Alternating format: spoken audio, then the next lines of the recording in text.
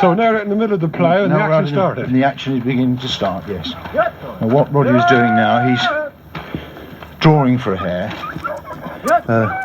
That's the technical term we use, we draw for a hare. And in fact, they've all got the noses on the ground. They've got their noses on the ground. And he uses the horn occasionally just to get them back in the direction he wants. They spread over quite an area then? They cover a big area, yes. We've got, as we said earlier, we've got 17 and a half couple out, which is 35. We count them in couples. That might sound stupid, but if you cast your eye over them now, it's easy to count them 2, 4, 6. You can get round the hound very quickly. Now, one or two of the hounds are speaking, what we call speaking, and they've, which means they've got the scent. Probably a hare's been over here during the night. Besides yourself as a masters with the beagles, you've also got other people on the outflanks, as it would be. That's right. Well, these are the whippers in. Now their job is to assist the huntsman. They position themselves so that they're spread out to either get a view where a hare has gone, or if the huntsman wants them back, as you can see now, the whipper in is going over there. He's got a whip. We all carry whips, but in fact we don't hit them. We use certain terms. Generally, you'll hear the gentleman over there. He might shout out, "Get on, mate!" That's the sort of technical term they use. And he might crack his whip. And you see they're swinging back now. They lift their heads almost. They lift their heads up, yes. And you see the hounds are swinging back now to the huntsman. Whilst they're way across there, some way from us now, it's obvious that there's quite a few people following this as well. That's right. But you're not poaching, so obviously you've got permission to come. Oh yes, before we go anywhere hunting, we contact all the farmers. We don't go anywhere unless we have full permission of the farmers. We ring them up, generally about a month, 3 or 4 weeks before we come, and we ask them if it's okay to bring the beagles on there. We also clear it with the shooting syndicates, and obviously we clear it with the foxhounds as well, because we might have a pack of foxhounds in the area, and we do run into them occasionally, but we try and keep one pack of hounds in an area at one time. And so yes, before we go anywhere, we have to have full permission of all the landowners, and if they say no, unfortunately we can't come. It's on cooperation completely from the farmers. Of course, the advantage with this particular line with the beagles is the fact that there's no horses involved, so therefore less damage. That's absolutely right, yes. I mean, you can see we've got, say, 15 or 20 people out today, and we wouldn't do any damage at all. We get over fences, but we either jump those or go through gates, but we never get any complaints about damage.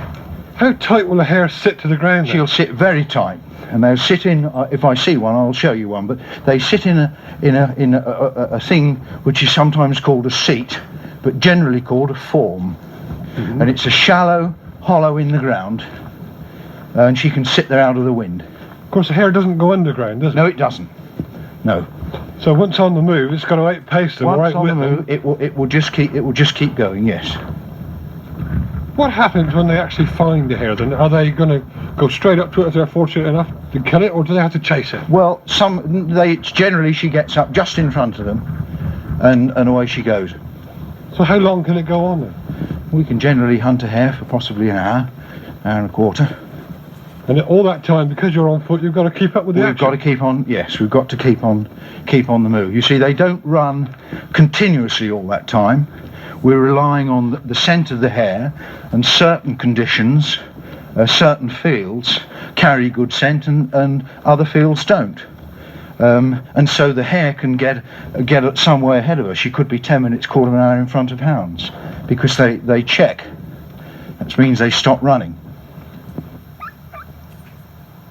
That's a very old little hound in front there, a little bitch called Plenty, and she's a very old hound, and she's just speaking and putting her nose down, and obviously a hare. So there's has a come tendency to lean on that sort of. There is, yes. I mean, you rely on your old hounds to get the young hounds entered into the sport.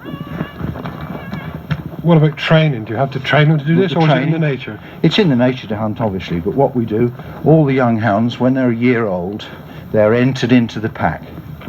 And they're taken out 2 or 3 at a time and taken out hunting. We try and take them out so that they can see plenty of hares, and then they gradually enter into the swing of the hunting. But they train themselves. Right. There is a very strong pack discipline amongst the hounds themselves. No, we've actually, whilst talking, we're walking across the field. They've actually left this field and gone somewhere else. They've gone into the next field, yes. What's that calling we can hear in the background? Well, that's the huntsman calling the hounds. He talks to them as he's drawing, just to keep them local. He doesn't make too much noise because he wants them to keep their noses down, but he just likes to touch his horn occasionally and just talk to them in hound or doggy language. And they obviously know his voice. They know his voice, yes. And he can move them round the field drawing purely by using his voice, and hounds will keep with him while he's looking for a hare, because although we're relying on the hounds finding the hare, we often try and use a bit of our knowledge where we think hares might lie. So you had to pit your wits as well in this? Absolutely, but now this field is probably a better draw than the other ones we've drawn, for a couple of reasons really. It's a little bit out of the wind. There's a little bit of a dip in there, but obviously this is winter barley, I should think, and it's been left a lot quieter than the ploughs. That's right. Obviously tractors have been on there working. They hadn't been doing any drilling. There's a But lot more green in it, of course. There's a lot more green in it, but hares must have quietness. They like to sit nice and quiet. Do they sort of sit with others, or they sit alone? They often sit in pairs. You'll find that there'll probably be 2 hares, and they might be 30 or 40 yards apart. But a hare will sit very, very tight. You'll find one, and he's made to stay there. I've heard that in fact, as they do run, sometimes they change hares. They're Absolutely, they're absolutely. You will find a hare will sometimes run up to the form where a hare is sitting, and they'll kick one up. and therefore it gives that one a rest. Absolutely, but the skilled huntsman will know when he's changed hares. The cry will change. You'll find that a hare which is fresh gives off more scent than one which has been hunted. It's nature's way of protecting them. As they get more hunted, they give off much less scent, and the task gets more difficult as the job goes on. Obviously at the moment there's a lot of pressure against things like this, beagling and fox hunting and all other forms That's of correct. sport. Do you have rules whereby you've got standards to follow? We have standards to follow. Yes, we have to. We mustn't in any way handle any hares before we hunt them. That means we mustn't pick up a hare and put it down. We can get expelled immediately from the association, and which means that the masters would no longer be able to keep a pack of hounds. So there's quite stringent regulations. Very stringent regulations. Yes.